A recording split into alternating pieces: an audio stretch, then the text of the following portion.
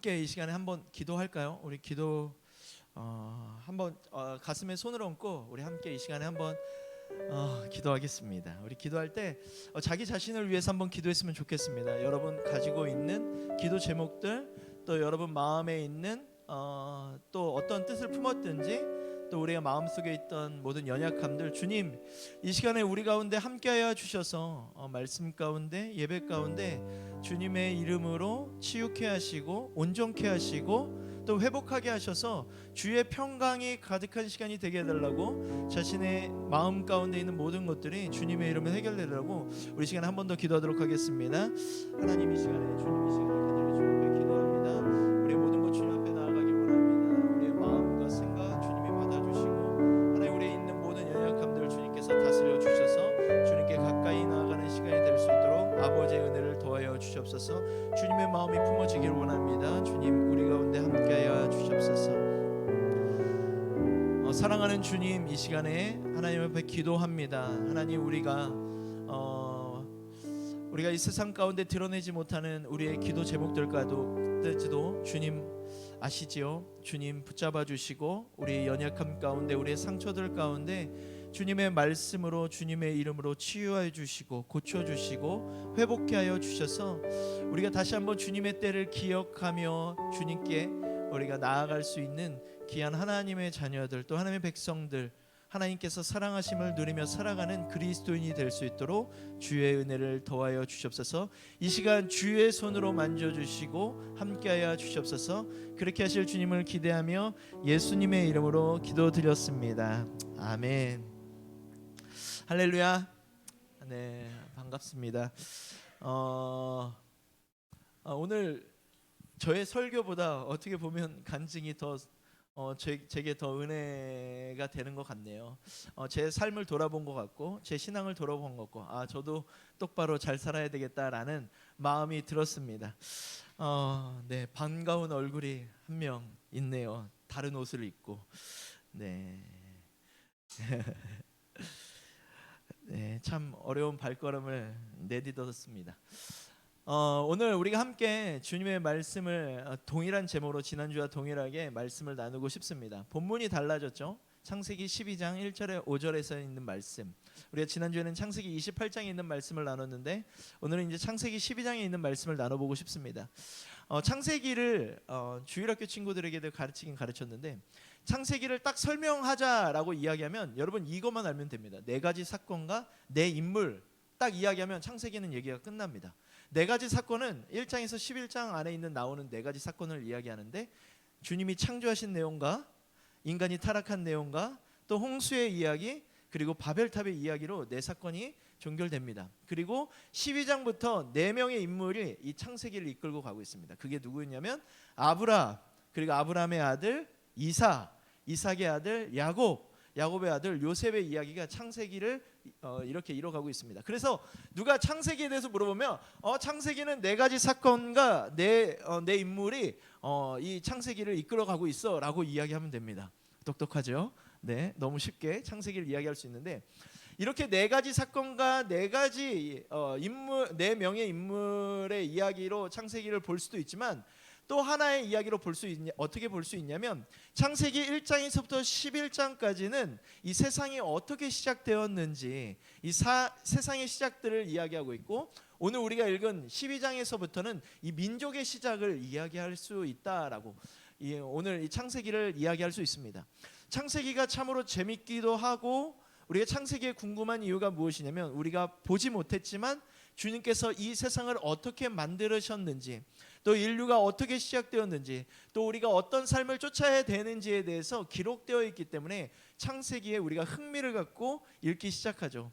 하지만 우리가 지난주에도 나눴지만 성경을 읽다 보면 지루한 내용들이 이제 출애굽기 후반절부터 나오면서 우리가 왜 이런 것까지 알아야 돼? 라고 이야기하고 있지만, 주님께서 사람의 역사 가운데 어떻게 개입하셔서 인도하고 내시는지, 그래서 사람의 역사들을 보니까 주님이 일하셨더라, 주님이 구속하셨더라, 주님이 구원해 주셨더라 라는 내용들이 담긴 우리가 책을 바로 성경이라고 이야기하죠. 그래서 이 성경책을 읽을 때마다 우리가 믿음이 자라는 이유는 무엇이냐면, 이 지식 때문에 우리가 지식 때문에 믿음이 자라는 것이 아니라 이 역사 가운데, 이 책 가운데 일하시는 하나님이 우리 가운데도 일하고 계시는구나. 이 역사 가운데 일하신 하나님을 우리도 찬양할 수 있고 간증할 수 있기 때문에 우리가 이 성경을 읽음으로 통하여서 믿음이 자란다라고 우리가 이야기할 수 있는 것입니다. 여러분, 믿음이 자라기를 원하십니까? 우리가 찬양을 통해서, 예배를 통해서 우리들의 믿음이 자랄 수 있지만, 여러분, 가장 근본적인 하나님의 말씀을 읽음으로 통하여서 우리가 믿음이 자랄 수 있습니다. 우리가 설교를 많이 듣는 것도 믿음이 자랄 수 있는 방법이지만, 더 중요한 것은 주님께서 직접 말씀하신 말씀을 우리가 읽고 그 읽음을 통하여서 우리가 주님을 인정할 때 우리의 믿음이 더 자라게 되는 것입니다. 올 한 해 여러분이 한번 도전해 보셨으면 좋겠어요. 좀 불편하고 우리가 힘들어도 주님의 말씀을 읽음으로 우리의 믿음이 자라나는 여러분이 되시기를 간절히 바라겠습니다. 아멘이십니까? 네, 뭐 거절하시면 어쩔 수는 없지만, 여러분, 우리 함께 말씀을 읽음을 통하여 하나님께 더 가까이 나갔으면 좋겠습니다. 여러분, 아브라함 하면 별명이 뭐죠? 우리가 잘 알고 있죠. 믿음의 조상이라고 우리는 잘 알고 있습니다. 이 아브라함을 보면서 믿음의 조상 아브라함처럼 나도 믿음의 조상이 되고 싶다라고 생각해 보신 적 있으시죠? 나도 믿음의 본이 되고 싶어. 나도 우리 가정에 믿음의 조상이 되어서 나를 통하여 주님을 전하고 싶고 주님을 나누고 싶어라고 이야기할 때가 많이 있습니다. 꼭 한 해를 시작할 때마다 우리는 그런 얘기를 해요. 나도 올해는 좀 믿음 생활 좀 제대로 해봐야지. 나도 좀 주님 앞에 더 매달려보고 더 기도도 많이 해보고 말씀도 잘 읽고 예배도 빠지지 말아야지 라고 그런 결정을 하고 생각하면 꼭 시간이 안 돼요. 그렇죠? 한두 달 내 의지대로 열심히 살아가는데 시간이 지나면 지날수록 자꾸 내가 바빠지고 또 여러 가지 악한 감정들, 상한 감정들 때문에 주님보다 나의 편안함을 찾기 시작합니다. 하지만 우리가 주님께 나아갈 땐 좀 불편함이 필요합니다. 예배의 시간이 불편할지라도, 우리가 성경을 읽는 시간이 불편할지라도 그 불편함을 주님 앞에 드려내면서, 여러분, 깎아내면서 주님 앞에 나가야지 신앙이 자라게 되어 있습니다. 여러분, 십자가가 그냥 십자가가 아니죠. 주님의 불편함을 통하여서 우리가 구원을 얻었습니다. 아멘이십니까? 여러분, 우리가 그 불편함을 우리의 삶에, 조금 불편하지만, 내가 편한 길도 있지만 불편하지만 내가 주님께로 쫓아가기로 결정하고 선택하며 나의 발걸음을 ом길 때 여러분, 주님과 가까워질 수 있는 것이죠. 세상의 짐을 다 짊어지고 주님께 나아갈 때 힘드시죠. 무거우시죠. 주일은 좀, 일요일은 좀 편하게 쉬고 싶고 더 많이 자고 싶고 내가 열심히 일했잖아, 충분히 나도 보상을 받아야 돼 라고 생각할 수 있지만, 여러분, 그런 상황 가운데에서도 주님께 나아 보십시오. 주님께 시간을 드려보십시오. 주님께서 그 시간 가운데 일하시고 평안함과 안식으로 허락해 주실 것입니다. 그리스도인들에게 진정한 안식은 무엇일까요? 그리스도인에게 진정한 안식은 내가 누워서 자고 편안히 아무 생각 없어서 쉼을 얻는 것이 아니라 주님 때문에 쉼을 얻어서 주님께서 주시는 새 힘으로 말미암아 다시 한번 삶에서 내가 주님의 말씀과 주님의 이름으로 살아낼 수 있는 것이 진정한 쉼이고 안식이라는 것이죠. 여러분, 예배를 불편하게 여기지 마시고 예배를 드리는 그 시간을 드리는 불편함을 통하여서 하나님께 나와서 하나님께 주시는 안식을 누리시고 그 안식을 통하여서 하나님이 주시는 새 힘으로 새 역사를 창조하는 우리 귀한 성도님들이 되시기를 간절히 바라겠습니다. 아까 말씀드렸지만 아브라함의 별명이 믿음의 조상입니다.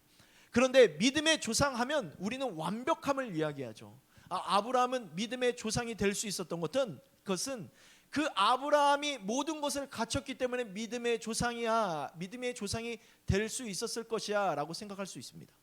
예를 들어서 우리도 똑같은 생각을 하죠. 믿음이 좋은 사람이라고 생각하면 완벽한 신앙의 가문에서 자란 사람만이 믿음의 조상이 될 것 같습니다. 목회자니까 목회자의 자녀들은 완벽하게 신앙이 완벽할 거야 라고 생각할 때고 있습니다. 그런데 진짜 그러한 가문들과 또 내가 갖고 있는 환경들이 믿음의 조상으로 만들 수 있는 유일한 길일까요?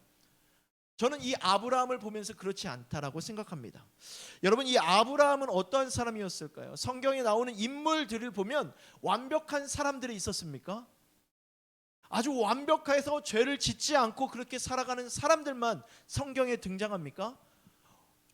여러분, 성경을 보면요, 성경 인물들의 이야기들을 보면 죄다 연약함의 이야기들이죠. 주님이 개입하시고 주님 때문에 살아가는 사람들의 이야기라는 것이죠. 아브라함이 실패를 하지 않았습니까? 아브라함도 거짓말하던 사람이었죠. 오늘 우리가 성경에서 읽지는 않지만 아브라함의 역사를 보면 아브라함도 거짓말하던 사람이었고 실패하던 사람이었습니다. 다윗은 어떠합니까? 아직도 이스라엘 사람들이 그렇게 기억하고 따르고 싶어하는 다윗. 여러분, 다윗은 거짓말 안 했습니까?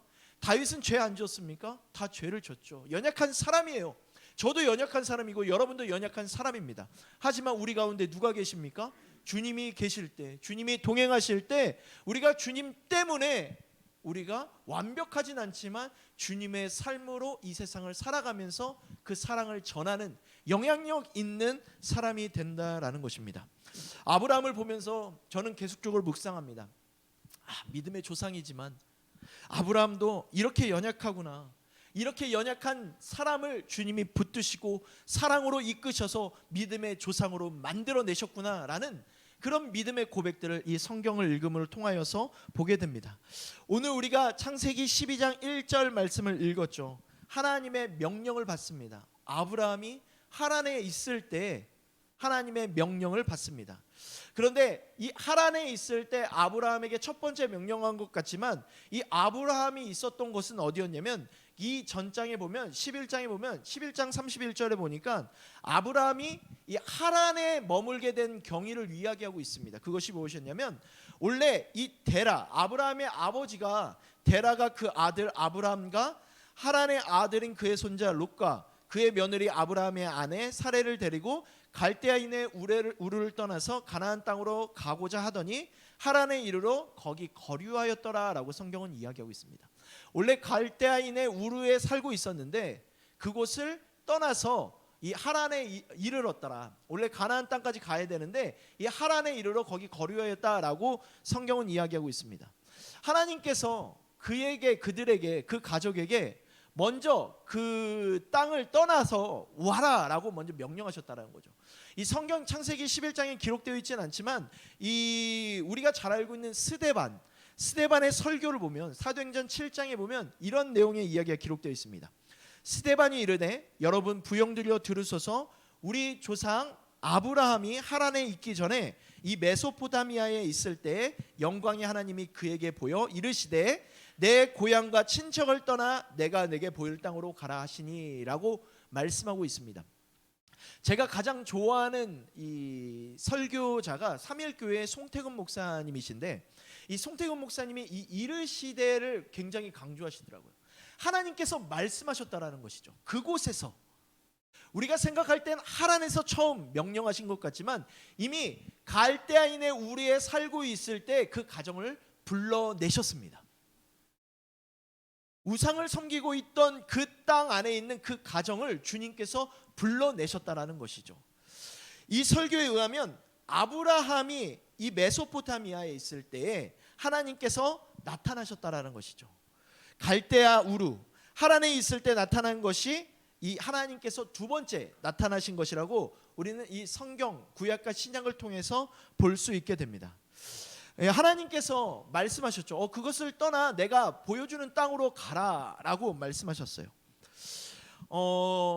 우선은 순종을 했다라는 것이 저한테는 중요하죠. 우리가 말씀을 읽으면서 그들이 그냥 듣고 끝낸 것이 아니라 움직였다라는 것이 중요합니다. 하지만 그것이 하나님께서 보인 땅이 아니었다라는 것이죠. 하나님께서 보이신 땅은 가나안 땅이었는데 그들이 하란에서 멈추었다라는 것을 중요하게 생각해 봐야 됩니다. 이 하란이라는 이 단어의 뜻을 지난주에도 함께 말씀을 나눴지만 이 하란이라는 도시는 이 교차로라는 뜻을 갖고 있습니다. 그래서 교통의 요충지다 보니까 번성했던 곳, 상업과 문화가 발달한 지역이었습니다.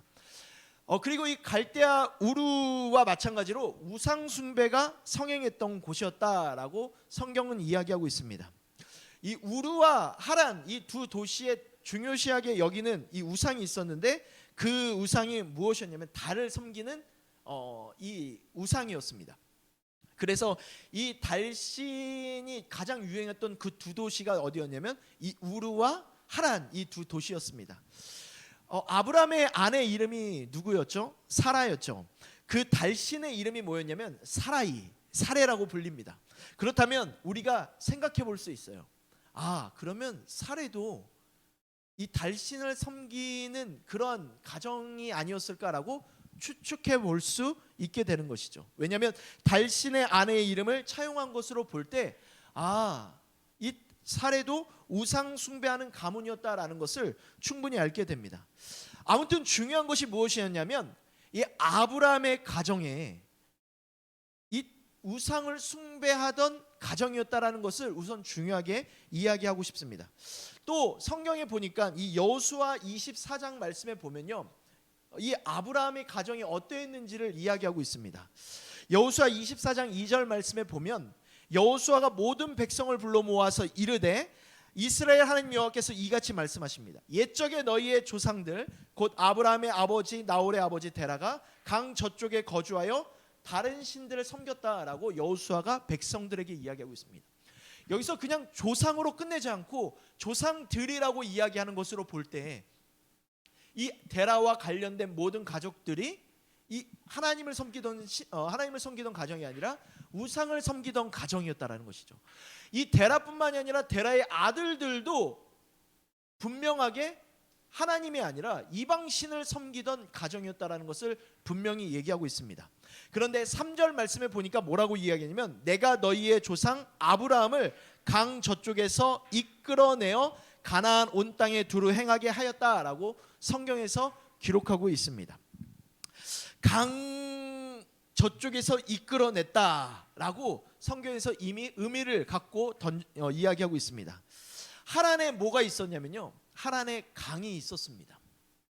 이들이 선뜻 강을 뛰어넘지 못했다라는 것이죠. 이 시대에 고대 사람들의 인식에는 이 강이 굉장한 자기의 삶의 경계를 의미합니다. 이 강을 건너면 전혀 다른 세상이 펼쳐질 것이고 세상의 끝이고 지금의 경험의 끝이다.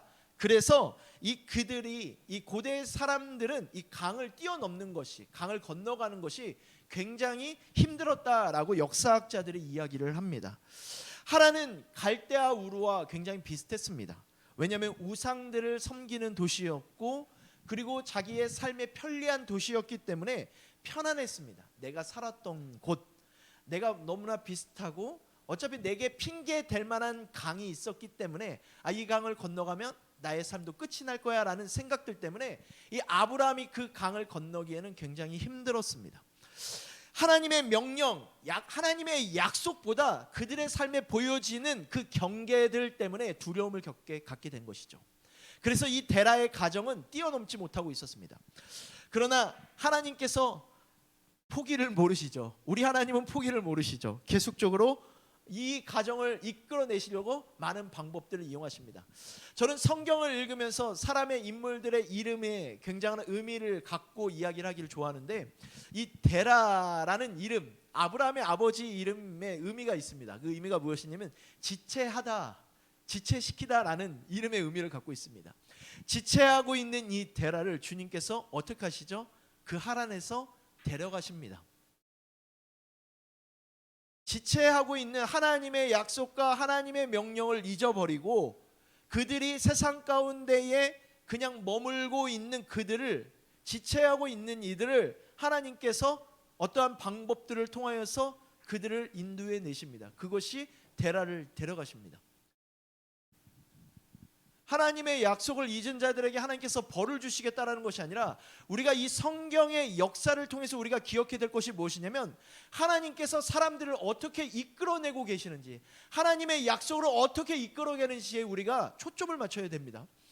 이 하나님께서 이 데라를, 지체하고 있는 데라의 가정 중에 이 데라를 이끌어내십니다. 그리고 다시 한번 이 아브라함에게 주님이 명령하십니다. 그것이 12장 1절에 있는 말씀입니다.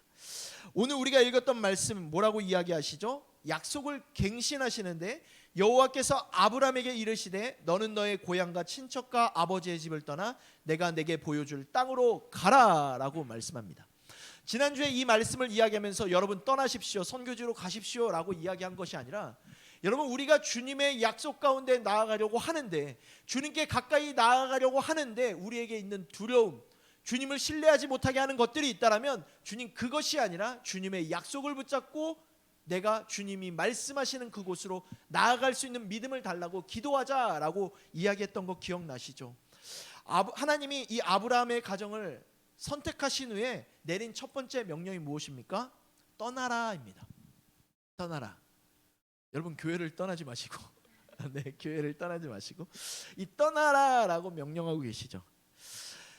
어떻게 보면 믿지 않는 자들에겐 이 이야기가 굉장히 불효막심한 이야기일 수도 있습니다. 아니 어떻게 부모의 은혜도 모르고 부모를 떠나라고 하고 부모를 떠나라고 이야기하냐라고 이야기할 수 있지만 우리가 지금 그리스도인으로서 주님의 약속을 붙잡고 있는 사람들에게 말씀하시는 내용이죠. 다 소용없으니까 다 그것을 두고 팽개치고 떠나라 라고 하는 그런 이야기가 아니라 이 말씀에는 많은 의미가 담겨져 있죠. 우리가 아까도 찬양했지만 내가 주인 삼은 모든 것 내려놓고 내가 주님께 더 가까이 나가기를 원합니다. 내가 가진 모든 것을 내려놓고 내가 뭐 부나 뭐 이런 것들을 내려놓고 이런 이야기들이 아니라 내가 주님께 가까이 못하게 하는 것들을 주님 앞에 내려놓고 주님께 더 가까이 나가는 삶을 주님께서 오늘도 우리에게 요구하시죠. 우리가 그러한 요구함을 따라갈 때 여러분 믿음이 자라나는 것입니다. 발걸음을 내딛는 그 한 걸음 한 걸음이 믿음을 성숙케 한다라는 것이죠. 고향 친척 아비집을 떠나라. 고향이라는 이 단어를 원어로 보니까 이 에레츠라고 하는데 땅이라는 의미를 갖고 있습니다. 그런데 우리는 이 흙에서 나온 존재임을 알고 있죠. 창세기 3장에 보면 우리가 잘 알고 있는 말씀이 있습니다. 너는 흑이니 흙으로 돌아갈지다 라고 말씀하고 있죠. 우리는 땅에서 취함을 받은 존재이고 우리는 아담이기도 하고 땅이기도 합니다. 땅은 우리의 근본을 말하고 있습니다. 그러니까 다시 무엇을 얘기하냐면 우리의 근본을 이야기하고 있는 거죠. 우리가 어디에서부터 시작된 사람들이냐. 그냥 아무런 의미와 목적 없이 태어나고 살아가는 사람이 아니라 주님께서 너를 창조하시고 너를 부르시고 너를 만드신 그 근본적인 의미를 말씀하고 있는 것이죠. 그리고 이 고향의 이야기도 했고 또 친척은 이 혈연이라는 뜻을 갖고 있습니다. 이 시대에 가장 중요한 게 무엇인 줄 아십니까? 치안의 질서가 없던 이 고대 사회에는 혈연이 자신을 보호해주는 유일한 보호책이었습니다. 그래서 그들에게 가장 중요했던 건 무엇이었냐면 가족의 수였습니다.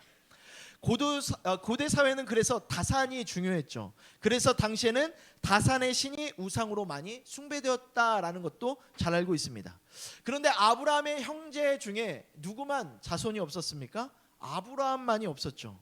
다른 형제들은 모두 자녀가 있었는데 아브라함이 없었습니다. 그 당시 기준으로 볼 때 절망스러운 가정이었습니다. 그 시대를 살아가기에 너무 힘이 든 가정이 바로 아브라함의 가정이었습니다. 인간적으로 의존할 것이 있습니까? 의존할 만한 것이 없습니다. 아무것도 없는 벌판에 내몰린 그 아브라함 가정을 주님이 붙드셨다라는 거죠. 세상 사람들이 볼 땐 연약하고 아무런 것이 없는 가정 같지만 주님이 붙드시니까 믿음의 조상이 되었다라는 것이죠. 우리가 들어야 될 말소리가 무엇인 줄 아십니까? 세상 사람들이 판단하는 기준의 이야기로 우리가 흔들리는 것이 아니라 주님께서 너를 부르셨어. 주님께서 너를 이끌어내셨어. 그래서 너는 가장 이 시대에 이 세상에서 가장 아름답고 특별한 존귀한 존재야 라고 주님의 말씀을 듣고 움직이는 삶이 필요하다는 것입니다. 오늘 우리는 어떠한 것 때문에 요동치고 있습니까? 어떠한 삶으로 움직이고 있습니까? 여러분 그것이 중요한 것이 아니라 주님이 여러분을 부르고 계시다는 것. 그래서 주님이 여러분을 믿음의 조상으로 세우시겠다고 약속하시는 그 약속을 믿고 따라가야 되는 삶이 필요한 것입니다. 오늘 우리가 이 말씀을 기억하면서 우리의 삶에도 동일합니다.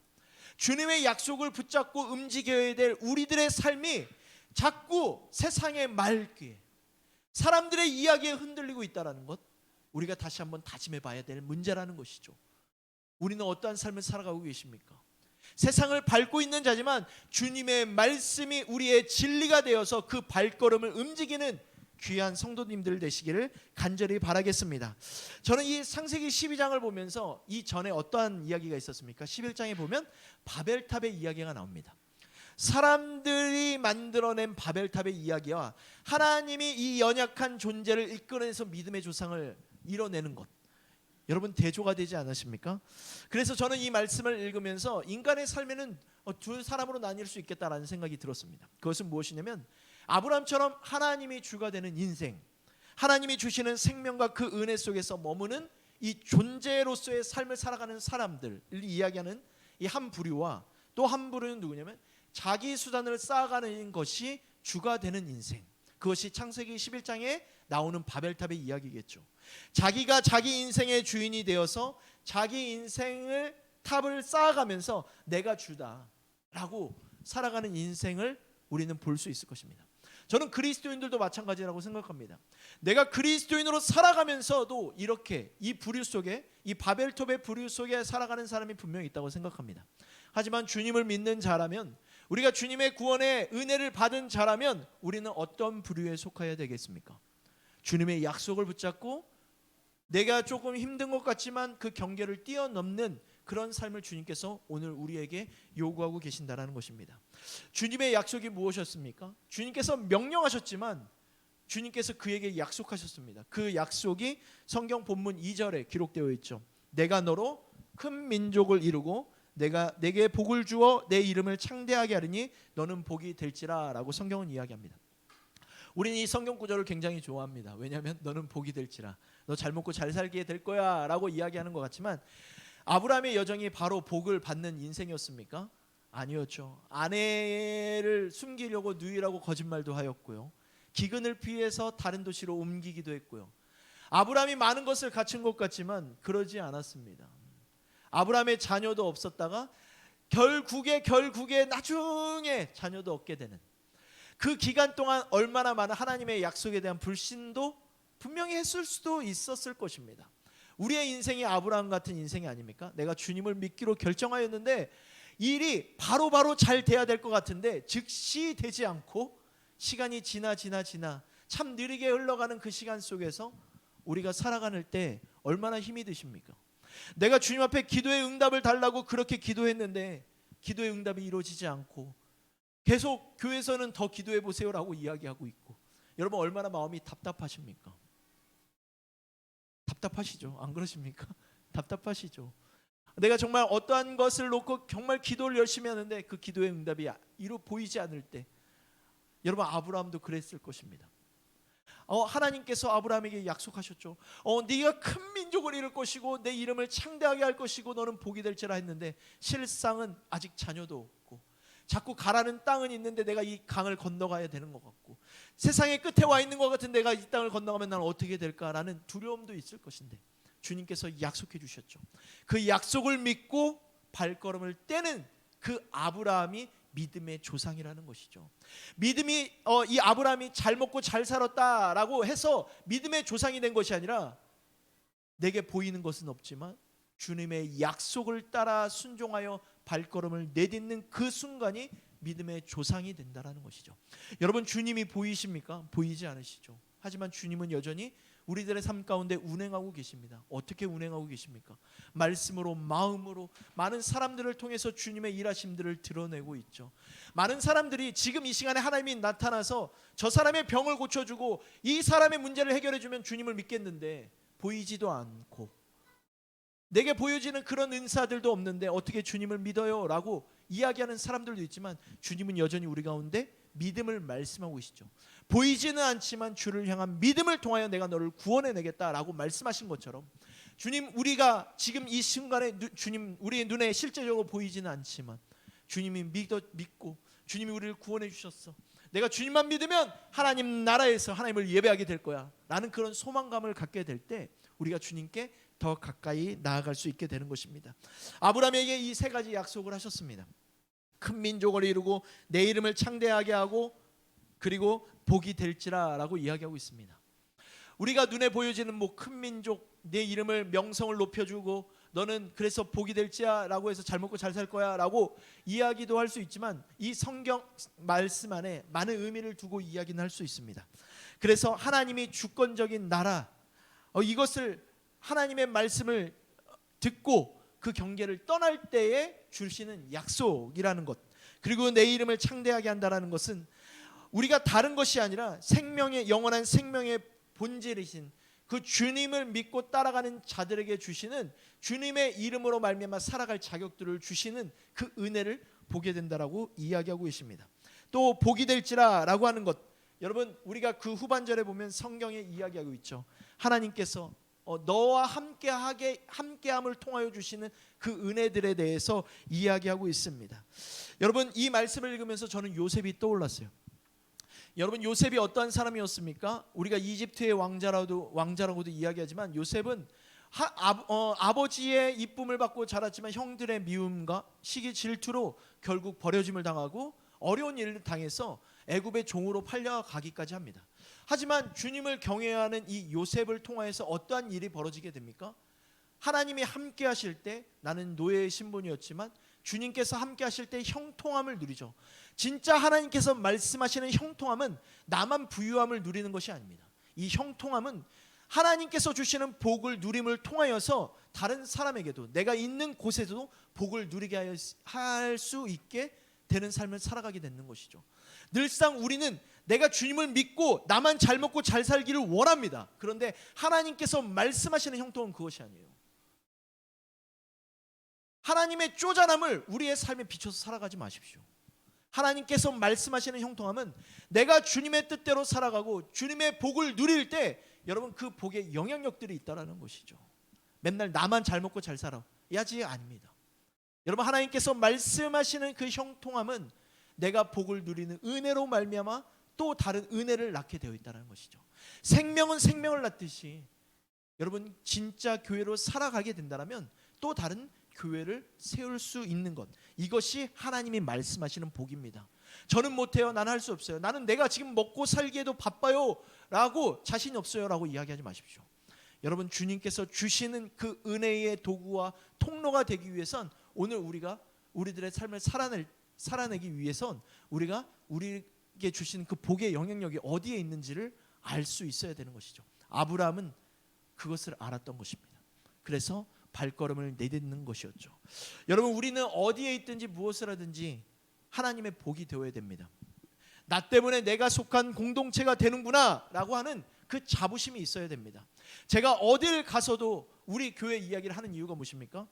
이것은 하나님의 뜻대로 살아가기를 원하는 성도들이 진짜 교회 되기를 원하니까 교회에 사람들이 오더라, 교회가 잘하더라, 믿음이 잘하더라 라고 이야기할 수 있다는 거 지난주에 말씀드렸죠. 여러분 저의 잘남이 아니라 여러분들이 교회로 살아가기에 애를 쓰기 때문에 하나님께서 우리 교회를 기뻐하시는 것입니다. 여러분 앞으로도 그런 삶을 좀 살아내셨으면 좋겠습니다. 여러분 누구를 의지하는 그런 신앙이 아니라 주님을 의지하는 신앙을 통해서 여러분의 삶이 기쁨으로 가득 찼으면 좋겠고, 주님 때문에 즐거워하는 삶을 사셨으면 좋겠습니다. 무엇을 하기 위해서 교회를 다니는 것이 아니라 여러분 나를 구원해 주신 주님을 기억하기 위해서 교회 다니는 거, 주님의 은혜를 나눠주기 위해서, 주님의 은혜를 기억하고 살아가기 위해서 살아가는 삶, 여러분 좀 선택하시지 않으시겠습니까? 이 시간에 한번 우리가 함께 기도했으면 좋겠습니다.